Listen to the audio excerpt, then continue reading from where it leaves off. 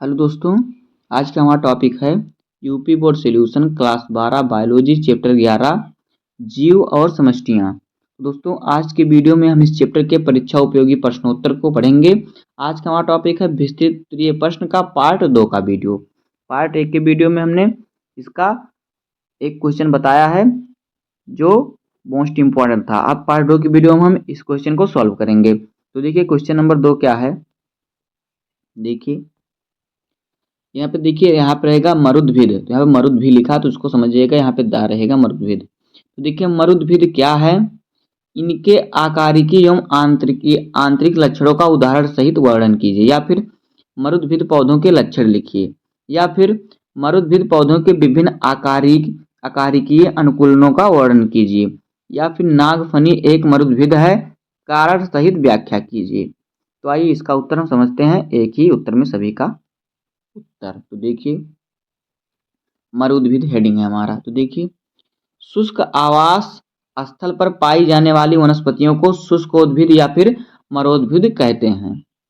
ऐसे वास स्थलों में जल की अत्यधिक कमी पाई जाती है।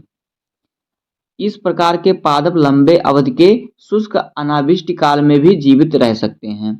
देखिए जहाँ पे शुष्क आवास स्थल, जहाँ पे सूखा पाया जाता है, सूखा होता है जहाँ तक ज़्यादातर, वहाँ पर ये पौधे पाए जाते हैं। इन्हें शुष्कोद्भिद या फिर मरुद्भिद पौधे कहते हैं। इनका जहाँ पे वास स्थान होता है वहाँ पे जल की कमी पाई जाती है। इस प्रकार के जो पौधे होते हैं सूखे में भी अधिक समय तक जीवित रह सकते हैं। अतः इनमें जलाभाव की अत्यधिक सहिष्णुता होती है। मतलब जल अभाव, इसमें बहुत ही जल का मतलब बहुत दिन तक इन्हें जल न मिले तभी ये जीवित रह सकते हैं। अत्यधिक मात्रा में जल उपलब्ध होने के पश्चात भी जल पौधों को उपलब्ध नहीं हो पाता। इस प्रकार के आवास कारिक दृष्टि से शुष्क होते हैं। शुष्क आवास जल भी निम्नलिखित प्रकार के होते हैं। शुष्क आवास स्थल भी निम्नलिखित प्रकार के होते हैं। नंबर 1 देखिए,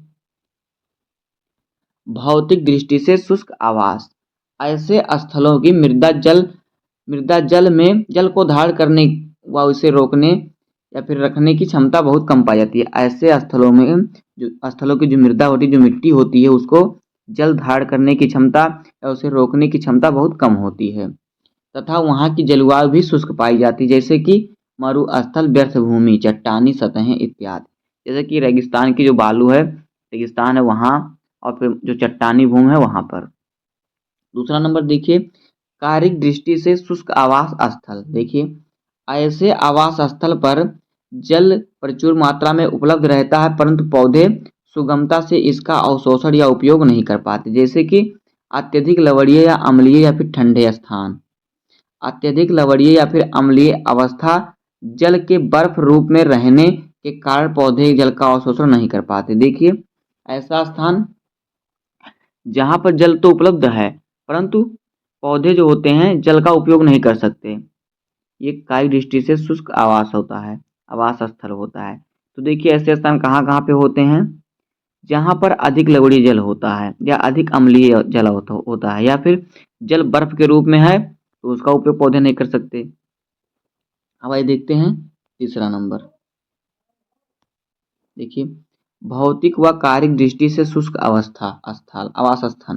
तो देखिए कुछ स्थल ऐसे होते हैं जहाँ ना तो जल धारण करने की क्षमता उपलब्ध होती है और ना ही पौधे उसका उपयोग करने में सक्षम होते हैं। अतः ऐसे आवास स्थल कारिक व भौतिक दृष्टि से शुष्क आवास स्थल होते हैं। जैसे कि पर्वतों की ढलानें। नागफनी के पौधे में निम्नलिखित लक्षण पाए जाते हैं, जिसके आधार पर यह सिद्ध होता है कि यह एक मरुद्भिद है। क्वेश्चन ने पूछा था कि सिद्ध कीजिए नागफनी एक मरुद्भिद पौधा है। अब आइए देखते हैं इसका आकारिकीय लक्षण मरुद्भिद पौधे का। तो देखिए आकारिकीय लक्षण में नंबर 1 है मूल। मूल का अर्थ होता है जड़। मरुद्भिद पादप जलाभाव वाले स्थान पर पाए जाते हैं जहाँ पर जल की कमी होती है, अतः जल प्राप्त करने के लिए इनका मूल तंत्र अत्यधिक विकसित होता है। इनमें पाए जाने वाले लक्षण निम्न प्रकार से हैं। नंबर 1 देखिए, जड़ें सुविकसित तथा भूमि के चारों ओर फैली हुई होती हैं। इनकी जड़ें जो होती हैं बहुत विकसित होती हैं, बड़ी होती हैं, वो भूमि के चारों तरफ फैली हुई होती हैं। जड़ें प्रायः मूसला होती हैं यानी फैली हुई होती हैं, तथा भूमि में गहराई तक जाती हैं। इनकी शाखाओं का मृदा एक विस्तृत जल फैला रहता है। अनेक मरुस्थलीय पौधों में मूल केवल भूमि ऊपरी सतह में ही रहती है, परंतु ऐसा एक वर्षीय या छोटे शाकीय पौधे या मांसल पादप में होता है। आगे देखिए, ओपेनहाइमर के अनुसार प्रोसोपिस अल्हेगी की जड़ें 20 मीटर तथा अकेसिया और टेमेरिक्स वृक्षों की जड़ें भूमि में 30 मीटर की गहराई तक पहुंच जाती हैं। दूसरा नंबर देखिए, जड़ों की वृद्धि दर अधिक होती है। यह 10 से 50 सेंटीमीटर प्रतिदिन तक की होती है। इनकी जड़ें जो होती है 10 से 50 सेंटीमीटर प्रतिदिन बढ़ती हैं। सैलोदविद पौधों की जड़ें चट्टानों के ऊपर और अंदर भी वृद्धि करने में सक्षम होती हैं। तीसरा नंबर देखिए, जड़ों के मूल रोम और मूल गोप सुविकसित होते हैं, जिससे ये पौधे भूमि के अंदर अधिक जल का अवशोषण करने में सक्षम होते हैं। चौथा देखिए, इन पादपों में जड़ें की अत्यधिक वृद्धि होने के फलस्वरूप जड़ एवं प्ररोह की लंबाई का अनुपात 3 से 10 तक पाया जाता है। मतलब अगर 3 गुना पेड़ बड़ा है तो उसकी जो है जड़ की लंबाई 10 गुना होगी। अब देखिए दूसरा नंबर है स्तंभ। मरुद्भिद पौधों के स्तंभ में अनेक प्रकार के लक्षण पाए जाते हैं, क्योंकि इसे वहाँ के वायु पर्यावरण का भी सहन करना पड़ता है। इनमें पाए जाने वाले लक्षण निम्न हैं। देखिए नंबर 1, अधिकांश पौधों में तना छोटा, शुष्क व काष्ठीय होता है। तने के ऊपर मोटी छाल पाई जाती है। दूसरा नंबर देखिए, पौधों में स्तंभ वायव या फिर भूमिगत होता है। कुछ पौधे में शाखाएं अधिक संख्या में होती हैं, किंतु ये आपस में सटी हुई होती हैं, जैसे कि सिट्रलस और फिर कोलोसिंथिस। तने पर अत्यधिक मात्रा में बहुकोशिकीय रोम पाए जाते हैं, जैसे कि आर्निविया, तथा कुछ में तने की सतह पर मोम अथवा सिलिका का आवरण पाया जाता है, जैसे कि मदार, इक्विसीटम आदि। आगे देखिए, कुछ मरुद्भिद के तने कंटकों में परिवर्तित हो जाते हैं, जैसे कि यूफोबिया, स्प्लेंडस, ट्यूरंटा, सोलेनम, जेंथोकार्पम और फिर क्या यूल्कस आदि। अब देखिए, प्रायः मरुद्भिद पौधों में पड़ के छोटे हो जाने पर प्रकाश संश्लेषण में कमी आ जाती है, अतः इसकी पूर्ति हेतु तना चपटा व हरे पड़ की जैसे गुद्दीदार रचना में परिवर्तित हो जाता है, जैसे कि नागफनी और फिर रस्कस और फिर कोकोलोबा इत्यादि। आगे देखिए, इस रूपांतरण को पराभ स्तंभ भी कहते हैं।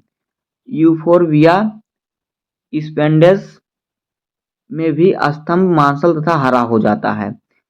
एस्पेरगस पौधे की कक्षस्थ शाखाएं भी हरे रंग की सुजाकर रचनाओं में परिवर्तित हो जाती हैं, सुजाकार रचना में परिवर्तित हो जाती हैं। आगे देखिए, इन्हें क्या कहते हैं, इन्हें पराभ पर्व कहते हैं। पर्व ने पर्ण रहेगा।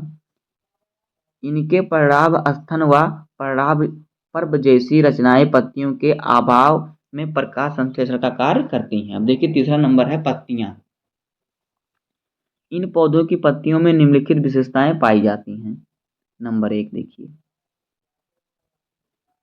अनेक मरुद्भिद पादपों की पत्तियां प्रारंभ में ही लुप्त हो जाती हैं और इस प्रकार इनमें पत्तियां पर्णपाती अथवा आशुपाती लक्षणों वाली होती हैं। देखिए, जो मरुद्भिद पौधा होता है उसकी पत्तियां जो होती है प्रारंभ में ही लुप्त यानी खत्म हो जाती हैं। इसमें पर्णपाती पत्तियां जो झड़ जाती हैं वही पत्तियां ज़्यादातर होती हैं, जैसे कि लेप्टोडीनिया, केर। किंतु कुछ में पत्तियां रूपांतरित होकर कटीले रूप भी धारण कर लेती हैं। कुछ में जो होती हैं पत्तियां जो होती हैं कांटा बन जाती हैं, जैसे कि नागफनी में देखिए, या सल्क पर्ण में परिवर्तित हो जाती हैं, जैसे कि रस्कस, एस्पेरेगस और फिर क्या है केजुराइना,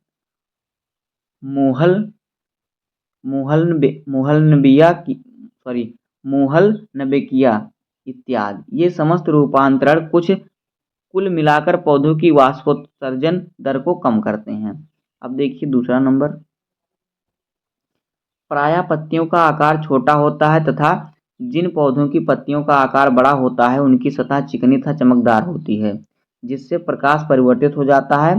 फलस्वरूप पत्ती का तापक्रम कम हो जाता है। कम हो जाने से वाष्पोत्सर्जन की क्रिया मंद हो जाती है, जैसे कि चीड़ की पत्ती का आकार तो सूजाकार का होता है। तीसरा नंबर देखिए, पत्तियों की सतह पर मोम सिलिका की परतें अवतरित रहती हैं और कभी कभी उपत्वचा कोशिकाओं में टैटिन और गोंद पाए जाते हैं। देखिए चौथा नंबर, मरुस्थलीय क्षेत्रों में तेज गति वाली हवाएं बहती हैं। ऐसे स्थानों पर पाए जाने वाले मरुद्भिद पादपों की पत्तियों की सतह बहुकोशिकीय रोमों से ढकी रहती हैं, जैसे कनेर, आर्बीनिया, मदार इत्यादि। ये रंध्र वाष्पोत्सर्जन की दर को न्यून करते हैं। ऐसे मरुद्भिद जिनकी पत्तियों पर अत्यधिक संख्या में रोम पाए जाते हैं उन्हें रोमपर्णी पादप कहते हैं। पांचवा नंबर देखिए, मरुद्भिद पादपों की पत्तियों का आकार अर्थात पर्णफलक छोटा हो जाता है, जैसे बबूल, खेजड़ा, तथा पर्णशिराओं को एक गहरा छाल मिल जाता है, जाल में बिछा रहता है। विलायती कीकर के पर्णक अत्यधिक छोटे होते हैं, किंतु इनका जो होता है इसका रेकिस मोटा और चपटा होता है। तेज धूप के समय यह किस पर्णकों को ताप से बचाता है। अब देखिए चौथा नंबर क्या है, पुष्प, फल और बीज। मरुद्भिद पौधों में पुष्प व फल का निर्माण अनुकूल समय में होता है। फल व बीज कठोर मोटे आवरण से ढके रहते हैं। आंतरिक लक्षण देखिए इनका, हेडिंग हमारा आंतरिक लक्षण। मरुद्भिद पौधों का मुख्य उद्देश्य जल व्यय को कम करने का होता है। इसी आधार पर आंतरिक लक्षणों का परिवर्तन आता है, जिसे जो निम्न प्रकार से है। नंबर 1 देखिए, मूल पूर्ण विकसित संवाहक ऊतक अधिक मात्रा में होता है। दूसरा देखिए, अधिचर्म पर लिग्निन व क्यूटिन की मोटी परत, कुछ में मोम व सिलिका का भी जमाव होता है। कनेर में बाह्य त्वचा बहुपर्तीय होती है। तीसरा नंबर देखिए, अधिचर्म की कोशिकाएं छोटी सटी हुई जमी होती हैं। पत्तियों की बाहरी सतह चमकीली होने से सूर्य प्रकाश को परिवर्तित कर रक्षा करती है। सूर्य के प्रकाश को परिवर्तित करके क्या करती है, रक्षा करती है। अब देखिए चौथा नंबर, कुछ पौधों में तने की रूपरेखा उभार व खांचे के विभेदित होती है, जैसे कि केजुराइना व इनमें रंध्र गहरे गत्तों व खांचों के तले अथवा किनारों पर स्थित होते हैं। इन्हें गर्तीय रंध्र कहते हैं। इसी प्रकार कनेर की पत्तियां की निचली अधिचर्म गर्तें भी व्यवस्थित होती हैं। पांचवा नंबर देखिए, विशेष प्रकार की घास जैसे सामा पवा में जलाभाव के समय पत्तियां गोलाई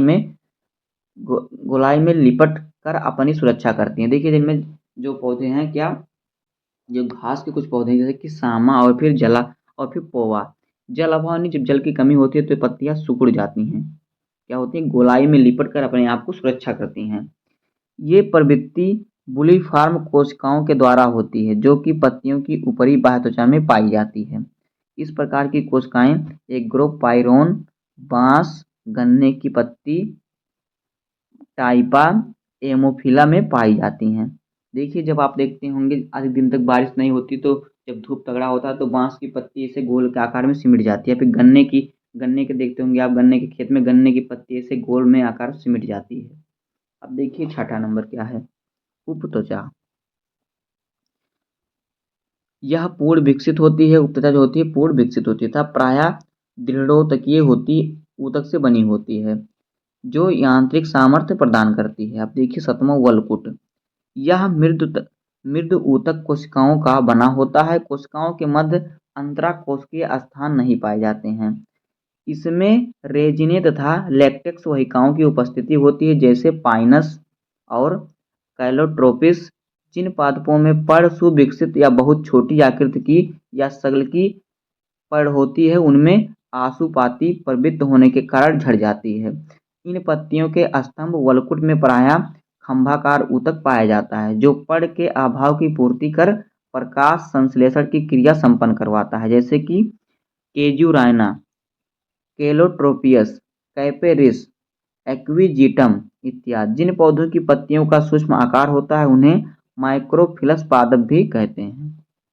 आगे देखिए आठवां नंबर, इन पादपों में प्रायः कोशिकाओं का आकार अपेक्षाकृत छोटा तथा अंतराकोशिकीय स्थानों का कुल आयतन अत्यधिक कम होता है। इनका जो कोशिका आकार होता है बहुत छोटा होता है। इसमें जो अंदर की कोशिकाएं होती हैं उनका स्थान कुल आयतन से बहुत कम होता है। इनकी आंतरिक शारीरिक रचना में दृढ़ोत्तक की बहुलता होती है, मतलब दृढ़ ऊतक अधिक होता है। 9वां नंबर देखिए, पत्तियों में पड़ मध्य ऊतक पूर्ण रूप से खंभाकार व स्पंजी मृदुतक में विभेदित होता है। इन दोनों प्रकार के ऊतकों में से खंभ ऊतक स्पंजी ऊतक की तुलना में अधिक मात्रा में परिवर्तित होता है। जैसे कि कनेर में खंभ ऊपर और निचली अधिचर्मों के निकट होता है तथा स्पंजी मृदु ऊतक इन दोनों खंभ ऊतकों के बीच अव्यवस्थित होता है। देखिए कनेर का आप फूल देखेंगे तो उसमें आपको ये दिखाई देगा। अब आइए देखते हैं 10वां नंबर। देखिए कनेर का जो पौधा है एक फूल है। 10वां देखिए अंतःत्वचा। अंतःत्वचा की कोशिकाओं में स्टार्च कण विद्यमान होते हैं। स्टार्च कण जानते हैं क्या होता है? इसमें देखिए इसलिए इसे स्टार्च आच्छद भी कहते हैं। कभी कभी इन कोशिकाओं में कैस्पेरियन पट्टियां भी पाई जाती हैं। तो दोस्तों इस प्रकार से हो जाएगा इस चैप्टर का विस्तृत उत्तरीय प्रश्न का पार्ट 2 का वीडियो। उम्मीद है कि आपको वीडियो पसंद आया होगा। अगर आपको वीडियो पसंद आया हो तो वीडियो को लाइक कर दीजिएगा, चैनल पर नए हैं तो सब्सक्राइब कर दीजिए। मिलते हैं किसी नेक्स्ट वीडियो में, तब तक के लिए धन्यवाद। जय हिंद।